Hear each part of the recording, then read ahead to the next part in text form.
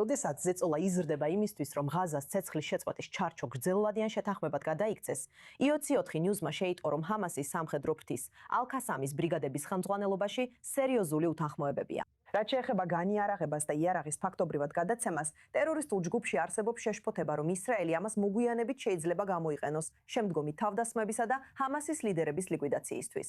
ამავე დროს, ახალი პალესტინური გამოკითხვა აჩვენებს, რომ ჰამასის მხარდაჭერა მკვეთრად შემცირდა, განსაკუთრებით დასავლეთ სანაპიროზე და ნაკლები პალესტინელი ამბობს, რომ ჯგუფი ომიდან გამარჯვებული გამოვიდა.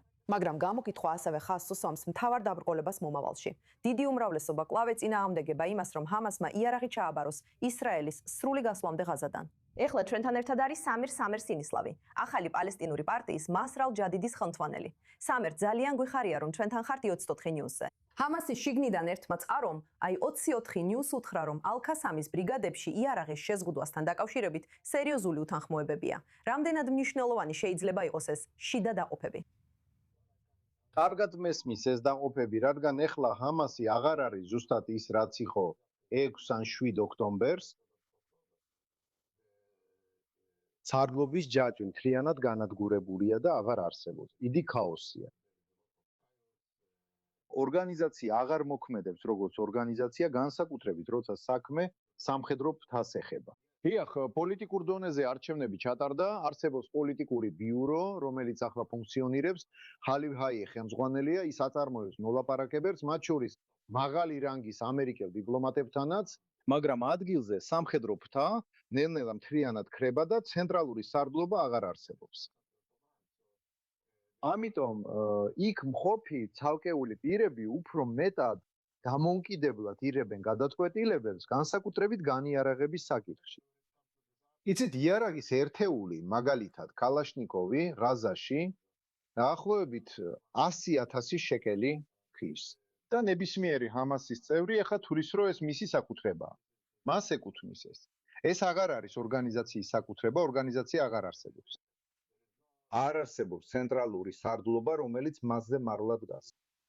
და ეს მხოლოდ იარაღის ღირებულება არ არის, ეს ასევე ისიცაა, რომ ეს იარაღი ხდება მისი ერთადერთი საშუალება, რომ დაიცვას თავი. შესაძლოა განრისხებული ჯგუფის ან თაღლითობისგან. ასე რომ შეგვიძლია გავიგოთ, რომ განიარაღებაში ბევრი სირთულე იქნება, ამიტომ ვიმეორებ, რომ ჰამასის განიარაღება ერთდრიანი მოვლენა ვერ იქნება. ეს პროცესი არის და ეს უნდა იყოს პროცესი, რომელსაც ზედამხედველობას, განხორციელებას და აღსულებას უწევს პალესტინური შემძღვანელობა, პალესტინის ახალი რეჟიმი, ეთნოკრატიული მთავრობაობა, ტექნოკრატთა კომიტეტი, რომელსაც ზედამხედველობას და უფლებამოსილებას აძლევს მშვიდობის საბჭო და ამ პროცესმა უნდა იცით დაიწყოს მაპროვოცირებელი ფაქტორი ძალაუფლების ცვლილება.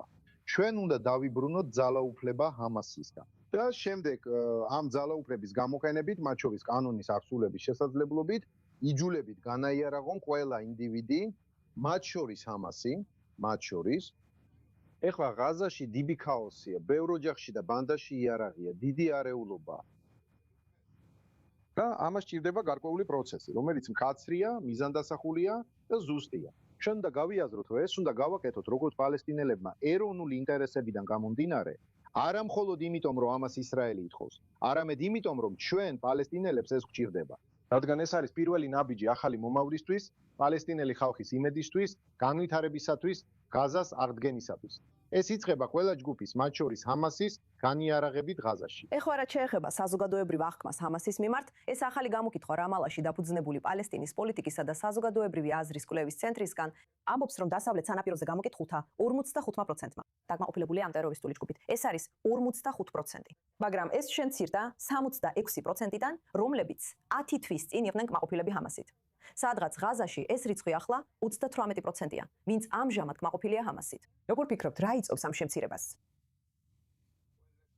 მოგახსენებთ, რომ ერთადერთი რეალური გამოკითხვა, რომელიც ნამდვილად მოგცემს პალესტინელი საზოგადოების აზრის ზუსტ ანარეგს, იქნება არჩევნები 28 ნოემბერს. ამ გამოკითხვებში ფიქრობ, შეცდომის ზღვარი საკმაოდ დიდია, მაგრამ ისინი გარკვეულ ტენდენციებს აჩვენებენ. და ვფიქრობ, რომ ისინი სანდოა. ეს ტენდენციები პირველ რიგში ისინი აშკარად აჩვენებენ, რომ პალესტინელი ხალხი იმედგაცრუებულია არსებული ლიდერობით. იქნება ეს ჰამასი თუ ამჟამინდელი ლიდერობა რამალაში. მაგრამ ამავე დროს მიუხედავად იმისა, რომ იმედგაცრუება აშკარაა, არის კიდევ რაღაც, რაც ასევე აშკარაა. პალესტინელებს არ დაუკარგავთ იმედი დემოკრატიული ცვლილების. მათ ჯერ კიდევ ჟერათ, რომ უნდა არსებობდეს ახალი გზა ან არჩევანი, რომელიც ჩაანაცვლებს ღაზას განადგურებას და კორუფციას დასავლეთ სანაპიროზე. ასე რომ იმედგაცრუება არსებობს, მაგრამ იმედი ჯერ კიდევ არსებობს. მეორეც ვფიქრობ, გამოკითხვა დიდ ყურადღებას აქცევს სხვადასხვა პოლიტიკურ არჩევას. ზოგიერთი მათგანი რეალისტური არ არის. კარგი, მარვან ბარგუთის სხვა კანდიდატებთან ერთად დაყენება და გამოკითხვის ჩატარება, ეს იგივეა, რაც ისრაელებს უთხრა ქმის მისცემდით ბენ-გურიონს, იცხაკ რაბინს, ლაპიდს, ბენეტს თუ ნეთანიაჰუს. აქ რაღაც არარეალურია. ხალხი არ მისცემს ხმას, ეს არჩევნები პალესტინური მხარისთვის არ იქნება პარტიებს შორის არჩევანი.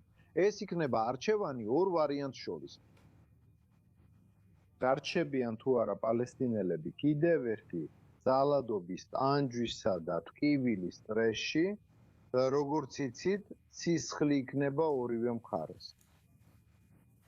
თუ პალესტინელები აირჩევენ დემოკრატიულ ცვლილებას, იმედისთვის, შენებისთვის, დიალოგისთვის, თანაარსებობისთვის, ეს ორი ვარიანტია.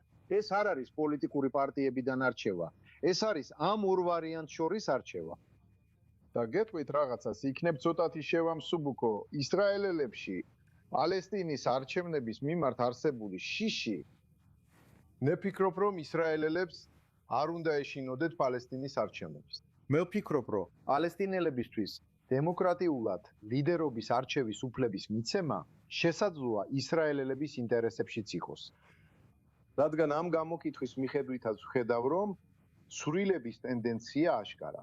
ერთად ფათაჰი და ჰამასი ნაკლებია 45%-ზე და რეალურად არჩევნების დღეს ნახავთ, რომ ეს ბევრად ნაკლებია. პალესტინელი ხალხის უმრავლესობა შეიძლება 60% პალესტინელი ხალხისა ეძებს რაღაც განსხვავებულს.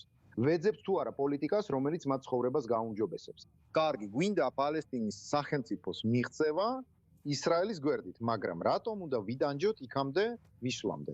რატომ არ იმსახურებენ პალესტინელები მთავრობას, რომელიც უზრუნველყოფს სერვისებს, უკეთეს განათლებას, დასაქმებას, რომელიც ყურადღებას ამახვილებს პალესტინელი ხალხის უბრალო საჭიროებებზე, რადგან პალესტინელებიც ოჯახები არიან, რომლებსაც სურთ უკეთესი ცხოვრება.